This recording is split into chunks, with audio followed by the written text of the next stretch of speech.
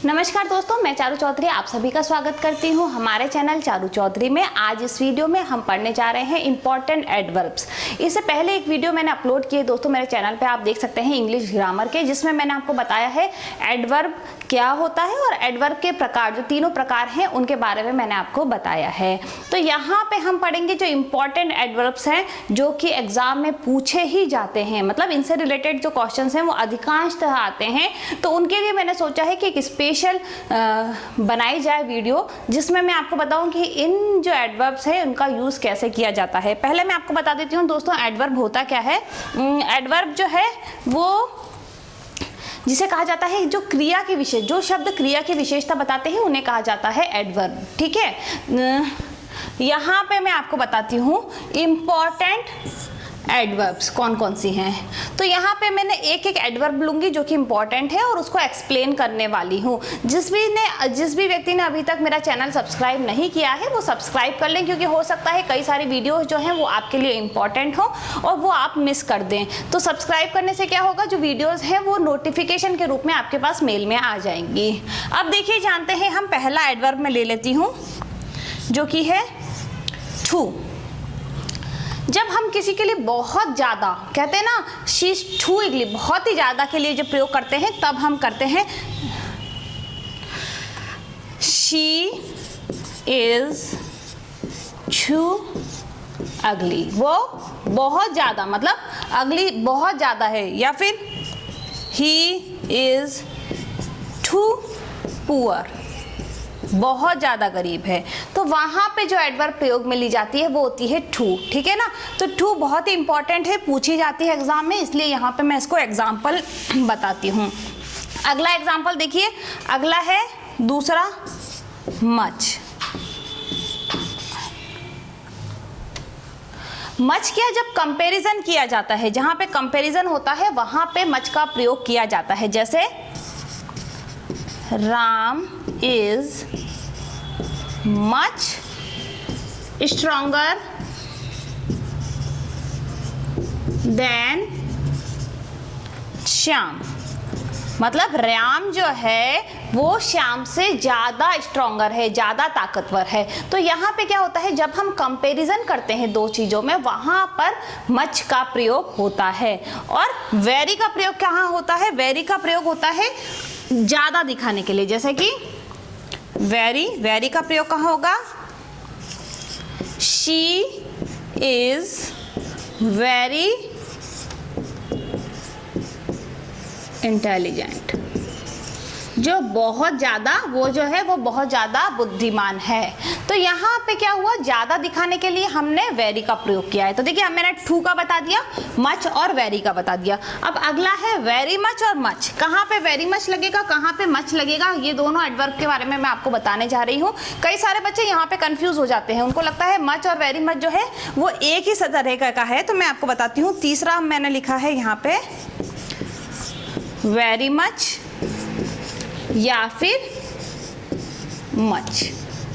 ठीक है, तो यहाँ पे देखिए वेरी मच का प्रयोग तो होता है पॉजिटिव चीज दिखाने के लिए, ज्यादा के लिए दिखाया जाता है कि I like her very much, मैं उसे बहुत ज्यादा पसंद करती हूँ। तो यहाँ पे आएगा I like her very much. परंतु यहाँ पे अब ये तो हो गया वेरी मच का, ठीक है ना। अब मैं आपको यहाँ पे बताऊंगी मच का प्रयोग कहाँ होगा, जहाँ नेगेटिव दिखाना होता है, नेगेटिव सेंटेंस बनाना होता है। I don't like her much, मैं उसे ज़्यादा पसंद नहीं करती। तो जहाँ पे नेगेटिव सेंटेंस होता है वहाँ पे मच का प्रयोग होता है, और जो वेरी मच है वो कहाँ पे होता है, सकारात्मक शब्दों को दिखाने के लिए होता है। तो ये दोनों एडवर्ब हैं जो कि परीक्षा में पूछी जाती है, अधिकांशतः पूछी जाती है, इसलिए मैंने यहाँ पे चाहा कि आप सभी को मैं एक बार नोट डाउन करा दूँ, स्पेशली ध्यान दिला दूँ कि ये जो एडवर्ब्स हैं एटलीस्ट इनका प्रयोग करना आपको आना चाहिए और आपको समझ में आना चाहिए कि इस तरीके का प्रयोग जो है इन एडवर्ब्स का कहाँ पे होता है। अगला देखिए, अगला है सिंस। सिंस का प्रयोग आपने देखा होगा हमेशा परफेक्ट कॉन्टिन्यूअस टेंस में आपने देखा होगा, जैसे कि I have been working since 6 o'clock। मैं जो हूँ 6 बजे से काम कर रही हूँ। तो मतलब जो काम चला ही जा रहा है। तो हमेशा सिंस का प्रयोग आप देखेंगे जब भी परफेक्ट कंटिन्यूअस टेंस होता है वहाँ पे सिंस या फोर का प्रयोग होता है। ठीक है, तो यहाँ पे हो गई सिंस की बात, ये भी एग्जाम में पूछा जाता है। अगला देखिए 4 हमारे हो गए हैं, इन चारों के बारे में मैंने आपको बता दिया है। अगला जो एडवर्ब है जो कि बहुत इंपॉर्टेंट है वो है जस्ट नाउ। देखिए ये जो है ये हमेशा प्रेजेंट परफेक्ट में प्रयोग में लिया जाता है। जैसे I have finished, I finished my lunch just now. मैंने जो अपना लंच है वो अभी खत्म किया है। तो यहाँ पे क्या हुआ, जो भी चीज़ अभी जस्ट हुई होती है वहाँ पे जस्ट नाउ का प्रयोग होता है। ये परफेक्ट प्रेजेंट परफेक्ट में अधिकांशतः ये इसका प्रयोग होता है जस्ट नाउ का। पर एक चीज़ ध्यान रखिएगा, अगर आपने अभी तक टेंस नहीं देखे तो पहले टेंस का जो कॉन्सेप्ट है वो क्लियर कर लें। सारी जो मेरी इंग्लिश ग्रामर की प्लेलिस्ट है उसमें आपको सारे टेंस से रिलेटेड वीडियोज़ मिल जाएंगी। लाइन से आप सारी वीडियोज़ जो है उनको वॉच कर लीजिए। तो क्या होगा, बाकी जो इंग्लिश ग्रामर है ना, जो अलग टॉपिक्स हैं, दूसरे टॉपिक्स हैं, वो सब आपके लिए बहुत ईजी हो जाएंगे अगर आप उनको एक बार पढ़ लेंगे तो। ठीक है, तो ठीक है, यहाँ पे जस्ट नाउ का प्रयोग मैंने आपको बता दिया है। अब हार्ड और हार्डली का प्रयोग कहाँ होता है। हार्ड का प्रयोग बता देती हूँ पहले मैं आपको। ही वर्क्स हार्ड, वो जो है कठिन कार्य करता है।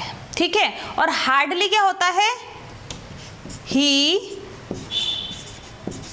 हार्डली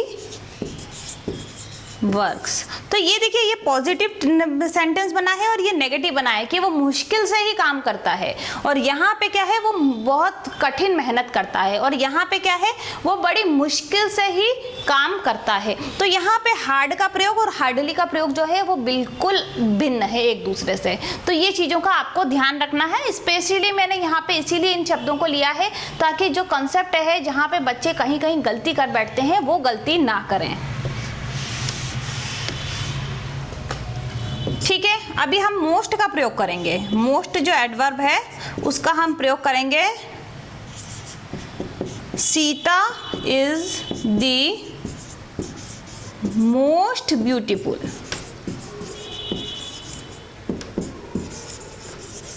गर्ल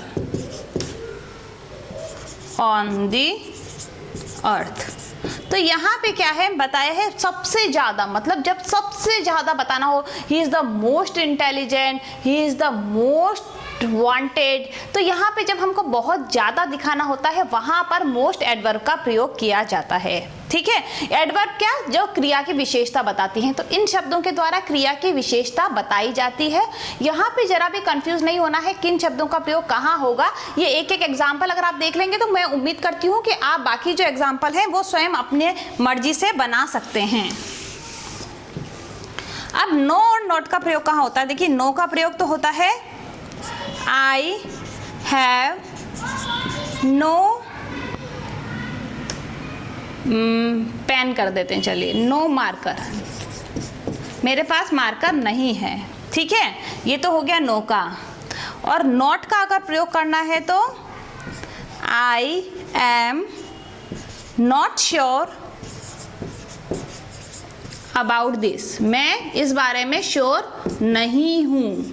ठीक है, तो यहाँ पे नो का प्रयोग करना है, मेरे पास कुछ नहीं है, नो का प्रयोग करके बताया। और नॉट का प्रयोग कि आई एम नॉट श्योर, मैं श्योर नहीं हूँ। दोनों का प्रयोग ही नकारात्मक चीज़ों के लिए होता है, नहीं के लिए होता है। परंतु किस तरीके से प्रयोग करना है ये यहाँ पे मैं आपको दिखाना चाहती हूँ कि इस तरीके से प्रयोग करना है। और एग्जाम में किस तरीके के प्रश्न आएंगे उससे रिलेटेड भी एक वीडियो मैं बहुत जल्दी अपलोड करने वाली हूँ, तो वो भी आप देखना ना भूलें। क्योंकि जब आप ये सब सीख लेंगे उसके बाद प्रैक्टिस होना बहुत ज़रूरी है। जब आप कई सारे क्वेश्चंस के प्रैक्टिस कर लेंगे तो आपको ये सारी चीजें बहुत ही इजीली समझ में आने लग जाएंगी। अब देखिए नवा है स्टिल, येट और ऑलरेडी का प्रयोग। ठीक है, स्टिल का बताती हूं कहां पे होता है। I still love you a lot, मैं आज भी तुमसे बहुत प्यार करती हूँ। तो यहाँ पे क्या होगा, I still love you a lot. Yet का प्रयोग कहाँ होगा, ये कहाँ होता है, I have not finished my work yet, मैंने अभी तक अपना काम जो है वो खत्म नहीं किया है, तो वहां पे येट का प्रयोग होगा। और ऑलरेडी का कहाँ होगा, ऑलरेडी का मैं यहाँ पे लिख के बताती हूँ, थोड़ा सा नीचे हो जाएगा नहीं तो मेरे लिए। ऑलरेडी का होगा I have done this already, ये जो है मैंने पहले से ही काम कर लिया है। तो तीनों में क्या अंतर है, आज भी, अभी तक और पहले से ही, ये तीनों जो है अलग अलग सेंटेंस में अलग अलग तरीके से प्रयुक्त होते हैं। ठीक है, तो ये तीनों मैंने आपको बता दिया किस तरीके से प्रयुक्त होते हैं। अगला हम देखेंगे देयर। देयर का प्रयोग बहुत ही सिंपल है, हम अधिकांश तो जनरल जो सेंटेंस बनाते हैं उसमें भी किया जाता है। देयर आर सम बॉयज, यहाँ पर कुछ लड़के हैं, तो वहाँ पे के लिए देयर का जो प्रयोग होता है वो जगह स्थान के लिए होता है। जब आपने देखा होगा एडवर्ब ऑफ प्लेस, तो वहाँ पे ये जो देयर है वो जाएगा। ठीक है ना।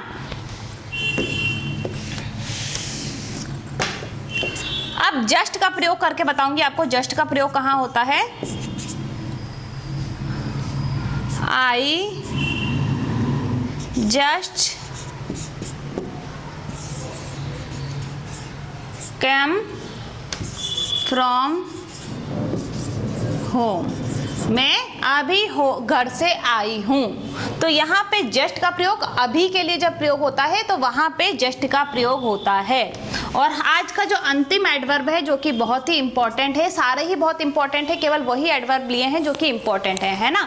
तो यहाँ पे देखिए गलती नहीं करनी है आपको, सो का प्रयोग करेंगे। सो का प्रयोग यह है, I am so proud of you. बहुत ज़्यादा के लिए जब किया जाता है ना, आई एम सो हैप्पी, तो यहाँ पे जब बहुत ज़्यादा के लिए प्रयोग तो होती है जब बातें, वहाँ पे सो का प्रयोग किया जाता है। तो दोस्तों यहाँ पे ये मैंने कुछ इंपॉर्टेंट एडवर्ब्स थे जो आपको बताने की कोशिश करी। एग्जाम में अधिकांशतः जो एडवर्ब्स का प्रयोग होता है या पूछी जाती हैं वो पूछी जाती हैं ये सारी, जो कि मैंने आपको इस वीडियो में बताई। अगर आपको इस वीडियो से रिलेटेड या फिर जो एडवर्ब की वीडियो मैं ऑलरेडी आप लोगों से शेयर कर चुकी हूँ वो दोनों आपको समझ में आई हैं, तो आप हमारे चैनल को लाइक शेयर सब्सक्राइब कर सकते हैं।